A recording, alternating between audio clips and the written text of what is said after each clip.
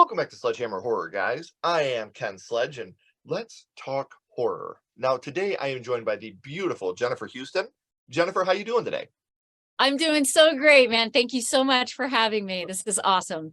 It is quite the honor to have you. But before we talk about why you're here, Jen, I would like for the people that don't know you to get to know you a little bit.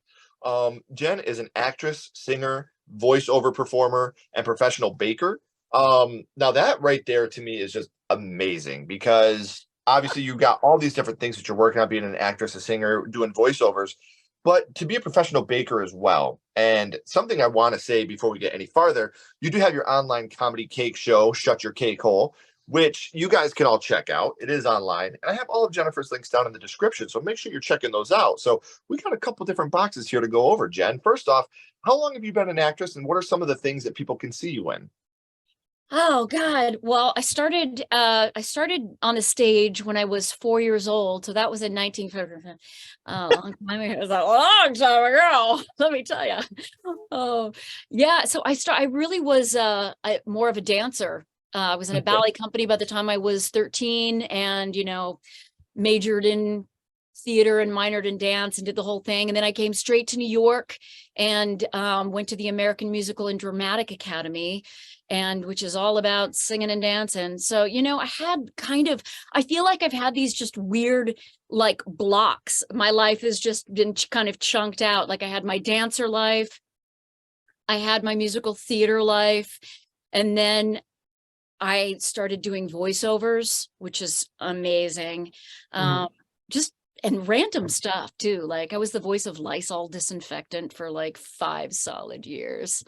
It was just like you may have heard my voice and just like turned me down on your way to like go get another beer in the kitchen. You know what I mean? Like I'm that girl. Um, so yeah, so that's a cool game. Yeah. When you're an actress in New York City and you've sort of branded yourself, you came up being a dancer, singer, actor. It's a little hard to switch gears, Sure. which it certainly was for me, when I stopped dancing, which frankly was the thing that I was good at. But like, I'm old. Like, I rode that pony for as long as that pony would ride. You know what I'm saying? I was the oldest one on the bus on that tour. You know what I'm saying? I'm like, okay, kids, we're gonna, I'll be telling stories. They're all like these kids, and I'm like, I'll never forget it. It was 1932 when I was doing Hello, really, I felt just ancient. Yeah. So, I mean, it was amazing. Like, I've seen half the freaking world because of being a Sure. dancer. So I'm not going to poo poo that at all. But I'm not like such a good singer that I could just like be a singer on Broadway. It doesn't kind of work like that. So I had to kind of reinvent myself, and that's when I got into the voiceovers, and I did that. That was great. But then, I don't know. I was dating this dude, and he was also, I was in a band. He was in a band. We were commercial actors, and we were like, we should start a bakery. Like, I don't even know why. We started a bakery. We'd been dating for 6 months and we started a bakery in New York City together, which is like colossally. Kids, don't ever start a bakery with your boyfriend. That's all I'm going to say. But it was amazing. We had it for 10 and a half years, and it was it was amazing. And we hated each other. We broke up midway through, but we were stuck together. We lived Yeah. together, worked together every single day, but we were broken up. It was awful. Talk about horror stories. But anyway, Right. like that, it started this, it was just very gritty and hard, and I learned so many amazing lessons. But finally we sold it, and then once I sold it, that's when I kind of was like semi-retired. I'm like, well, I can go back into acting full time, and I can really focus on having a band and doing music and being an actor, and did that a little. It's been not as busy as I wanted it to be, but that's when I also realized I kind of wasn't done with the whole baking thing. Like, I Yeah. didn't know how to sculpt cakes. That came after I sold the bakery 9 years ago. So I kind of just got really into that, and had to just take lessons online how to do that. I didn't know the first thing about it. Make a cake. I can make a round cake with, Yeah. flowers on top. But I mean, how do I make like a monster with like moving parts and, janky skin falling off? That's what I wanted to do. Yeah. So I had to that's what I've been doing for the past like 8 years or so. So then I went to my husband, who is a television and film editor, and I was like, dude, these cake tutorials out here are dry and boring. And I'm like, can I please just have a cake show? And he was like, okay. Because he can't say no to me. Because he can't say no to me. So we started this. Good boy. That's where Shut Your Cake Hole came. So that's why I have all these things. Plus, I'm still doing voiceovers. It's still awesome. I'm still writing music. That's awesome. And then he wrote a film for me to star in 3.5 years ago, which we have just finished, about our haunted apartment.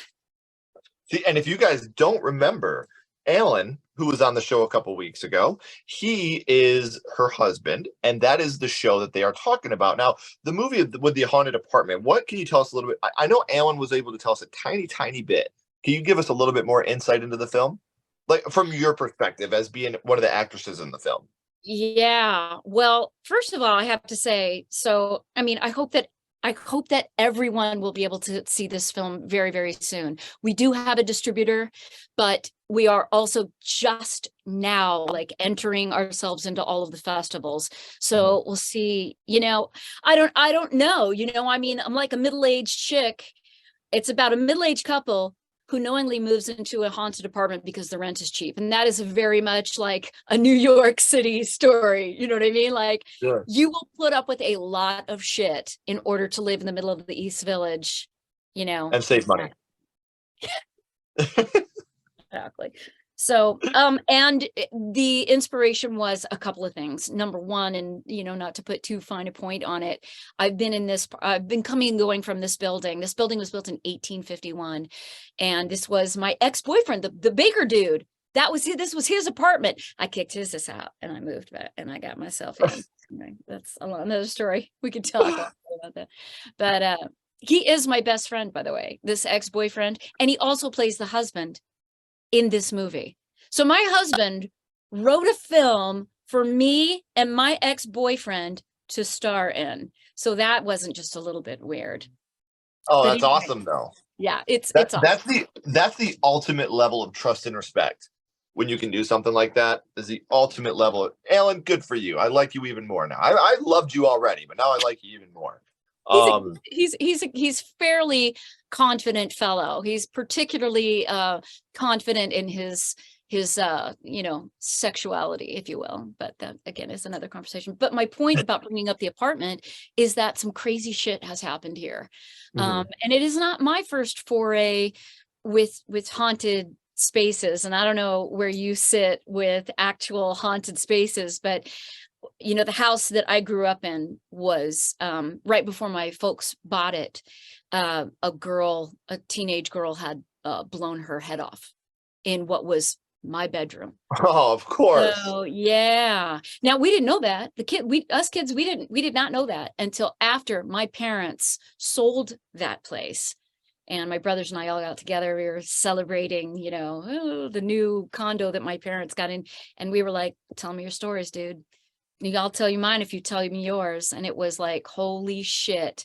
We all had been having these anyway. So that when I first stepped into this apartment, I knew, man, the hackles on my, on the back of my neck were up. So of course there's, 1851 in a real working class neighborhood. Yeah. I mean, when I think about this place didn't even have running water. Can you imagine the suffering, the illness, the hardships that went on in these buildings? I mean, it's a lot, so there's not a chance that it's not going to be a little bit haunted. But anyway, some crazy shit has been going down for the time that I've been here. And my husband, Mr. Piper, when I met him, I'm always saying stuff like that. I'm always talking about like, well, it's really haunted, or, maybe it was an angel, or, whatever. I'm not sure I really believe in angels, but, I talk like that. That's how I grew up. That's the feeling that I had. He's not, his grandfather's a doctor. He comes from this really smarty pants father's a mathematician. And, Right. he went to Harvard and I went to Beer University. You know what I'm saying? Like, we just really like how we ended up together is, he's very pragmatic, bless his heart. And he was a true skeptic until he moved in and some shit went down. And he's like, wow, I'm really trying hard to explain that away. I am really, really there. That was not a draft. That was not, you know what I mean? That was not we're not having weather in our, in our apartment. There's no Right. storm, except that there is. But anyway, so But that, that's the thing. Like sometimes there are things that cannot rationally be explained away, and and that's uncountable things and not all great. I sure. actually spent this year so far like actually getting some help. I had to reach out to a lot of people and I finally found somebody who could dissipate let's just say some unwanted energy. But anyway, I would say that things truly ramped up around here. So obviously we had the whole pandemic to do. A lot of the movie takes place, it was always meant to take place inside this apartment, and we Right. had the entire building to ourselves. So we were like, because everybody else moved out. There's only four units in the whole building. And the restaurant was empty. The Yeah. two below us moved out, and the two people that live above us just moved away for about 8 months. So we have the whole building. So we were writing scenes. We're like, oh, well, if nobody's going to be here and we're not going to be bothering anyone, let's Yeah. have some, like, just take buckets of blood and just pour them down. You know what I mean? Like, Yeah. Mr. Landlord will never know, so, but it's awesome. So having these past 3.5 years to just launch myself into this movie has been freaking incredible. But the ghost activity around here definitely ramped up. I mean, besides the fact that we watched nothing but horror, I mean, Mhm. pretty much, you know what I mean? Yeah. Well, I love the fact that your landlord's watching this right now. Like, I knew it. I knew they did that. they're not watching. They don't even speak English, bless their Oh, hearts. damn it. No, but Um, yeah, I feel like I've completely gone off on maybe I had one too many espressos before we logged on. I didn't mean to no, like it's just perfect. completely like just No, it's carry. amazing. That's the best thing is when I don't have to completely carry a whole conversation. It makes these so much more fun for me because we Right. talk about these horror movies and sometimes I do repeats and how many times can we talk about this movie? I can talk about A Nightmare on Elm Street 35 times. I can only talk to Jen one time. So to learn your experiences and your story, that to me is special. So you're talking about all these things that you've done in your life and how much horror has meant to you and you're in horror films now and you're around all these things, but in order for you to become a part of that, horror had to start for you somewhere. So Jen, I would like to go back to the past and talk about what got you started in the horror genre, your first horror movie. And Jen, the first horror movie you watched was And the first horror movie I watched all the way through was 1972's The Other, written by Thomas Tryon. I'm just making sure I've got Thomas Tryon, and directed by Robert Mulligan. And it flipped me out. I mean, I'm old, but I was old enough to watch it all the way through. And man, it informed what was going to be like my fear factor, what's right. really going to tap in for me. Yeah. Well, and do you remember about how old you were the first time you had watched it? Oh God. I mean, it was on television, just like random, Yeah. I think I was probably 10. Yeah. Yeah. And this movie, if I recall correctly, because this movie is fucking impossible to find, Yeah, um, sadly. it does revolve around a young boy, correct? Two young Two boys, young boys. Okay. And identical twins. right. And again, all I remember about this movie is a padlock. That's the only thing I really remember. Something about an open padlock that scared the shit out of me. But um Now you're a young lady watching this movie, and you're watching peers, two young boys. Do you think that helped to increase the impact that this movie had on you? I think so. Yeah. Yeah, for sure. It wouldn't be until later on that I would watch The Omen and The Exorcist. So this, although I did see shortly thereafter The Bad Seed. And if you probably have Okay. talked, yeah. Oh yeah. So this idea of not just evil and not just possible we don't really know in this movie what the supernatural thing is going to be, or if there even is a supernatural aspect. But the idea of a cute little kid being just downright evil, I think that really, really fucked with me a lot, you And know. it's so funny you say that because I've always said, for me, the scariest thing is either evil children or evil grandparents, because that's a juxtaposition to me. Because when you have children or you have grandparents who are supposed to be sweet and innocent and loving. So when you take that beautifulness and you have the juxtaposition and you flip it over and you have the evil underneath that beautiful exterior, that has been something that has always scared the hell out of me. Evil kids, evil grandma, I'm out. Yeah. Nope, no thank you. Yep. So Same, and, same with me. Same with me. There, mhm. I mean that, yeah, for sure, for sure. Yeah, grandparents, there's a trust thing too. Kids were never, Yeah. but you want to, you may not trust them because they're like, no, I didn't eat 5 cookies while you were on the phone, that whole thing. But Mhm. we know we can't trust them, but we want to believe in them. Their Like they're, purity. yeah, they're in their purity, exactly.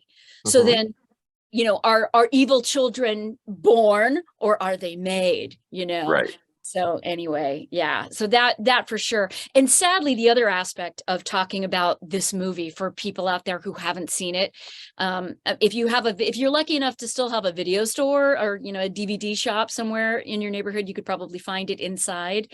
But you can't stream it anywhere. You can buy it for a hefty price from Amazon. And my understanding is occasionally they'll run it on television, but who knows when that's going to be. But the problem with us talking about it is we can't talk about it in full. There's a huge twist, just like Nicole Kidman's The Other, just Yeah. like M. Night, I don't know how to say his last name, Shyamalan. Shyamalan. The Sixth Sense. Mhm. There's there's a twist that you didn't expect, that you weren't sure, and you're all messed up when that twist makes itself known. Right. And That that's what I was saying earlier. Like I can't remember a lot of this movie, and it's impossible to find. I wanted to try to rewatch it so that way I could be caught up on it. So when we talked about it, but there's not a lot I can remember about this movie, and I can't find it anywhere, and it pisses me off. But we've talked a little bit about what this movie means to you. But do you remember, Jen, which scene it was that affected you the most? Oh shit. Well, I can't talk about which scene affects me the most without giving away like so if you don't want spoilers, you're gonna have to like la la la la la la. Right. Um so these boys, by the way, these boys that got hired to do this film it was a huge casting, East Coast, West Coast, these boys were not actors. And I think that's the other thing that just as an actor kind of blows my mind, is how incredible these two brothers are in this film. And one of the boys is unalived at one point, meets a terrible accident, and up until that point you didn't really realize that he was in fact dead, because of what this other poor kid was going through with his inability to cope with the loss of his twin, because twins. Yeah. And what's creepier than twins, right? Evil Right. twins. Sorry if there are any twins watching. I'm not saying you're evil. I'm not saying that you're creepy. I'm just saying that maybe you're creepy. I'm saying one of you is. Saying that one of you is. So yeah. So, the kid who is still alive wants a ring that is going to be buried with his brother. Now they've got, this is, this takes place in 1935. And so there's a wake going on. There's, the wake is in house as it used to be. So the coffin is laid out in the parlor, and that body remains in the house for days at a time. People come, people go, everybody, sits vigil. But in the middle of the night, in a creepy fucking night, the little boy sneaks in. And already, like, I'm so terrified of corpses at an early age, where I became afraid of corpses. I have no idea, but necrophobic, is that more accurate? Whatever. But anyway, just the idea of having like a corpse in my home is no bueno for me, to this day. But anyway, he wants the ring that's on that finger. So he can't get the ring off. And he twists and twists and twists. So he goes and he gets the rose bush clippers and comes back. And the brothers are having a conversation too. So the dead, because they've been having a conversation all the while. Sure. So, and he just clips the finger off with the ring on it, and he keeps it as a souvenir. And he keeps it in like it's not a Band-Aids box, but it's like what a tin Band-Aid box with his other keepsakes. And he's always got that with him. He won't be seen. He will not be seen for the rest of the movie or any part of the movie without his keepsakes box with him. And to me, that's, as a 10-year-old girl living in an already haunted house, that right. And then it doesn't get any better. The kid doesn't get any less creepy. It just gets worse and worse and worse and worse from scene to scene to scene.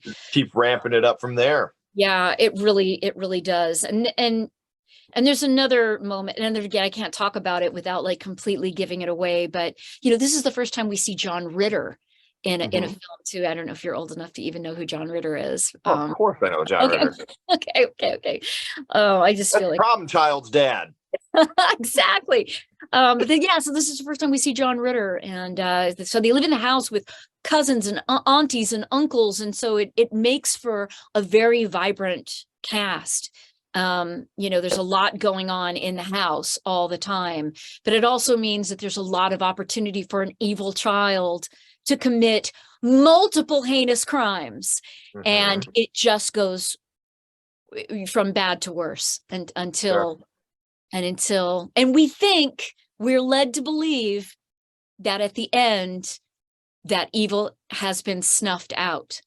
But that broken padlock. The broken padlock. That's all I remember, is there was a broken padlock and I was scared as shit. That's all I remember about this movie. I was so young when I watched it. It's hard to remember it, but. And then the last frame. So we see that broken padlock, and then everything kind of fades away. And then it's a new dawn. It's a new day. And then there's just this slow push, this slow pan outside shot up the side of the house, So I'm getting chills just talking about it, to this kid who should have been burned to a crisp and put out of everybody's misery, staring out the window into nothingness, and scene. Yes. Yeah. It's a super upsetting, slow build haunter. And I like a lot of different movies. I like gore. I love slasher films. I've seen all of them. I love the Halloween franchise. I loved the Scream franchise. I mean, I love all of it. We just watched Terrifier 2. I mean, holy shit. Like, there's so much. But but if you want to get me, you've got to get me with two things. You've got to get me with sad, devastating if possible, and a good twist. Sure. Yeah. Sure. I love a twist in a film too. Ashley and I actually do a segment on Sledgehammer Horror called Didn't See That Coming, where we dissect movies with twist endings and how they're effective. And twist endings is something very important to us too. I like to be shocked, And don't treat me like I'm stupid, but surprise me. Yeah. But I think, I think it's not something that most real, honest to God, true horror fans never really want to give any credence to that type of, it's like, I can't say, well, oh, The Shining, it's like, well, it's sad. You don't really understand what's going on. You don't understand what's going on at all. Right. And that, that it's sad. There's you're terrified and it's sad and you don't know what's going on. Right. That Purposely. to me, You exactly. purposely don't know. You So exactly. So for me, like that is again, The Shining. It's another, to me, like a perfect. I mean, we could talk, all day long about like, well, Kubrick's version is not Stephen yeah, King's version, whatever, but yeah, still love the movie. yeah, But me too. for me, the best thing about it is with this type of media, I don't believe in the this or that. You know what I mean? Like I love them both for Me different reasons. too. So Me too. I'm not going to choose between them. And this whole like, oh, well, don't read the book if you haven't, like, you know what? Read the book, see the movie, read the book. You know what I mean? It doesn't matter. Now the other, apparently the writer and the director had completely different ideas about how this whole thing was going to go, because apparently the book is much more gory and horrific than Robert Mulligan decided to make it be, which I think is why it doesn't really get classified as a horror. It gets classified as a like a gothic suspense. Sure. I'm like, well, to me that's I mean, to me it's horror. It's a subgenre of horror is still horror. So Exactly. well, Exactly. and that's kind of brings me up to my next question actually, because the other we've talked about how it's impossible to find, but it is a very popular movie in 72. It did have a good impact on people. It has a pretty good Rotten Tomato score as well. But right now in Hollywood, remakes, requels, sequels, kind of all the rage. Would you like to see the other remade today? In the right hands, absolutely. In the right hands, I would love to see, like, same exact period, 1935, like Nantuckety kind of feel, that um I'm a sucker for a period piece too, Sure. just a sucker.